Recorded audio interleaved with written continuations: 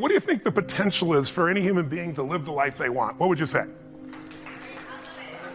Okay, two people said unlimited, everybody else is quiet. I want you to agree it's really unlimited, potential at least. If you do, give me a yes. Yeah. So if our potential is unlimited, the question is, do most people's results in life reflect their true potential? Would you say yes or no? No. Absolutely not. Why not? You tell me. Well, a lot of people say because they don't take action. I kind of led you with this, right? Yes. But you could be a salesman and you can knock on 100 doors and say, you don't want to buy anything from me, would you? You may not say that verbally, but your fear, your emotion could do that. Somebody's going to buy from you out of pity. So a lot of action's helpful, but if you're not certain it's going to work, you won't execute. That's when people say, I tried that. And whenever you say I've tried that, I know they didn't do the right thing. So I created this graphic, and you might want to jot it down, those of you at home or yourself, these 4 words: potential, action, results, and then belief or certainty. And here's how they work in a circle. Our potential's amazing, but if you don't believe something's going to work, if you've tried to lose weight before and you tried a diet, it didn't work out well, you don't feel certain anymore, and you're also fearful of failing. So when you're uncertain, do you tap full potential, yes or no? No, and when you don't think it's going to work, you not only don't take full potential, but are you going to take massive action when you think it's not going to work anyway?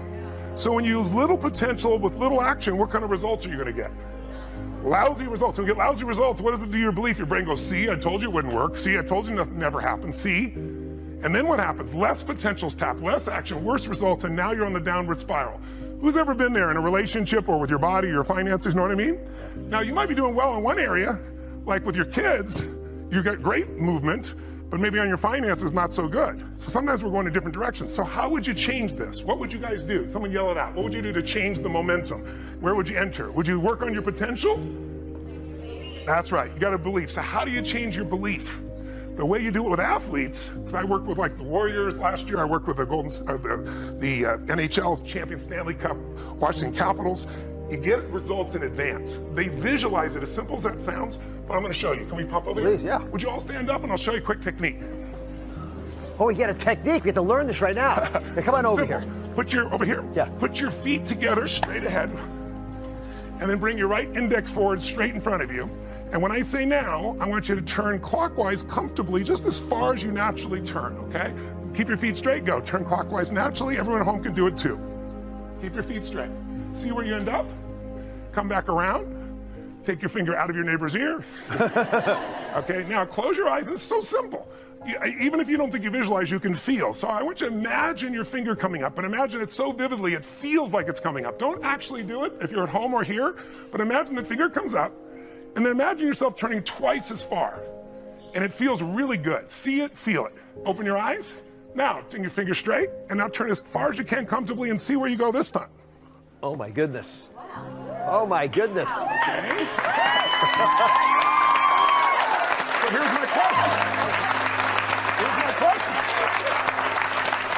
How many of you went significantly further? How many went at least 25% further this time? Okay, go. So here's my quick question. Did you have the potential to turn that far the first time?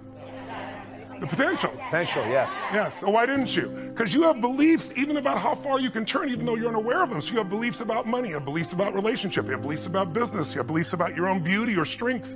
And so the way to change them, this is the simplest way I could show you in 2 minutes, is to condition your mind. Because once the mind is certain, the body will go there. Tell us how your life's better. Okay? I don't know how long the session was. Again, there's no script here, baby. I just want to work with you heart to heart to say one thing. If you want to break through, you have to make new decisions. New choices create a new life. The only thing stopping you is some limiting belief, some belief about how life should be different or you should be different. Deal with life the way it is. Tell yourself the absolute truth. Don't make it worse than it is. Tell yourself the truth. Deal with it. Get a vision. Get strong. Get a strategy, get a role model with a strategy and get into action, and then put your focus on taking action every day. Giving, change your approach, you will get there. Every miracle in the Bible has one thing in common, just one thing in common. Trust me on this, I've studied it. The only thing in common, every miracle in the Bible begins with a problem. You never see a miracle in the Bible without a problem first. There's a problem and then a miracle. So what does that mean? Well, what that means is that when you have a problem, you're blessed because you're a candidate for a miracle. You see, the only person that has a problem is the person that doesn't have a problem.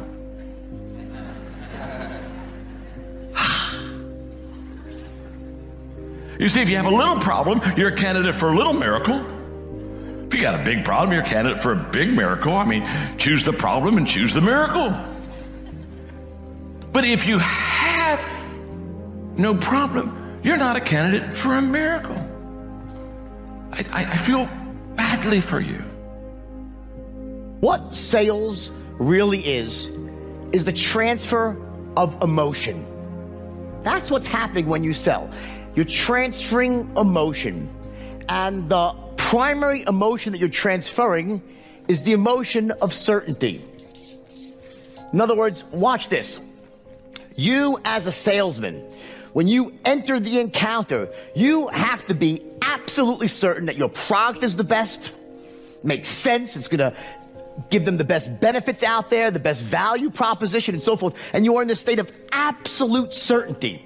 So imagine now we have a continuum of certainty, a line of certainty. So we have this line of certainty, and on one side of the equation we have what's called a 1, and the other side we have a 10. So a 10 represents a state of absolute certainty, meaning your product is the best thing since sliced bread. It's gonna give them exactly what they want benefit-wise. It's the best deal for the money. It's gonna make them feel the whole thing, right? It is just absolutely awesome. That's a 10 on the certainty scale. It is great, the best thing since sliced bread. And on the other end of the spectrum, you have what's called a 1, right? Which is, it's the worst piece of shit in the world, right? It's crap, right? Your product is terrible, it's not gonna work, okay? The benefits don't match up what they need, it's overpriced. I don't even wanna be near this piece of crap because I'll just feel stupid even buying it or even thinking about buying it. That's a 1, right? So here's the first thing you need to understand, that the moment you open up your mouth to speak as a salesperson, you start a sale, the question is this: where is the average prospect, the person you're trying to sell to? Where are they on the certainty scale at the beginning? Anyone know? Where are they? Who the f knows? You must be in this state of absolute certainty, because what's happening is this: what you're doing when you're selling is everything that you say, everything that you do, every tonality you use, every gesture you make, every document you hand them, every phrase that comes out of your mouth are all designed to do one simple thing: to essentially raise the prospect's level of certainty to as close to his 10 as possible. That's what you're doing. The words that you say, the presentation that you make, the tonalities that you use, any documents you have, sales aids, whatever it might be, is all designed to take them from where they are on the certainty scale and move them to as close to where you are as possible. Essentially, you're transferring your white-hot certainty to someone who's at a cooler level, at a lower level of certainty. It's almost like this first law, or I think it's actually the second law of thermodynamics in physics, right? And you study physics. Energy always flows from hot to cold, not the other way around. So you need to be at this white-hot level of certainty. It's exuding out of you, every pore that you have. And we know what certainty feels like and sounds like. We intuitively know as salespeople, and our prospects know as well. We know when someone sounds certain and they have confidence and they're enthusiastic. We know what that looks like, feels like, and sounds like. Paulo Coelho, the author of The Alchemist, once said that when you and I turn 23, 24 years old, our brain, something happens to it where we become more logical. We're no longer, oh my gosh, this is possible, I can take over the world. I don't know if I can really take over. It seems kind of impossible if you really think about it. There's no way in the world we can build something like this. So we go into this whole different state of thinking, right? The possibility thinking is not out there. Let me explain to you a little bit more about this. Go back 2011. I'm in my room, in my office in Woodland Hills, right by Warner Center Marriott. I have made a friend. I had known him for 4 or 5 years. We've done business together. Very smart guy, loved him, loved his wife, good-looking family, went to Wharton Business School, sharp as hell, brilliant guy. He comes to me after meeting at Cheesecake Factory because he says, I'd like to invest. I want you to be the CEO. I want to be your COO president. We go build this company together. I said, great, let's meet. So we finally meet in the office. It's 12:30. We're about to finalize the information to go into contract. And the number we agreed at this time, there's nothing taking place good at this time with the company. We're trying to build it. It's a lot of work. But we've been around for a year and a half. There's some track record. So we come out with this number around $500,000 for 10% of the company. You know what he ends up telling me that night? Here's what he says. He says, you know what, Patrick? I said, what's that? I feel like you're a very good negotiator and you're very good in sales. I said, okay, that's a good thing. That just means that you're very smart to team up with somebody like that. That's a very good salesperson negotiator, because you've told me before that's not your strength. Your strength is more operation and technology. Yes. I said, so do you want to team up with a guy that is opposite strengths to you, who's not in sales and negotiation? I'm trying to understand what you're saying with this. He says, well, I just don't know if I'm going to get the best deal here. I said, let me get this straight. You're getting 10% for only $500,000. And I'm doing this because I want you part of our team. I just think you're selling me. There's some stuff I don't know about. I said, okay, no problem.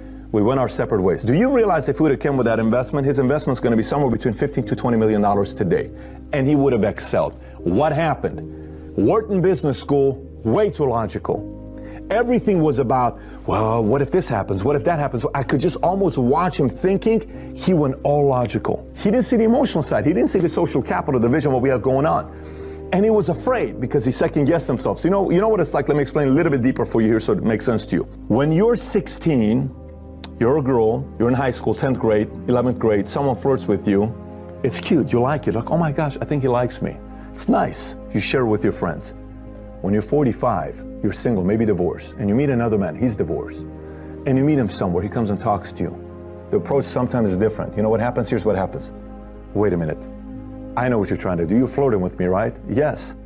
I know what you want. You only care about one thing. You're just trying to get in my pants. I'm sorry, what do you mean? All you want from me is one thing. All men, all they want is one thing. Skeptic, logical. When you're skeptic, logical, the guy says, eventually I'm hoping I get into your pants, because that's what people, if I like you, like me, we should probably go in the bedroom and have some fun together, right?